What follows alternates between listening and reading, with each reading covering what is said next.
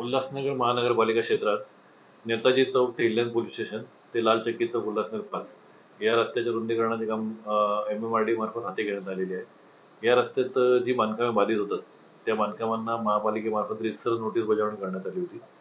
तथापि नोटीसचा कालावधी संपून गेल्यानंतर ती जे दुकानदार होते त्यांनी त्यांची दुकानं जी रस्त्याने बाधित होती त्याचा भाग काढून घेतला होता।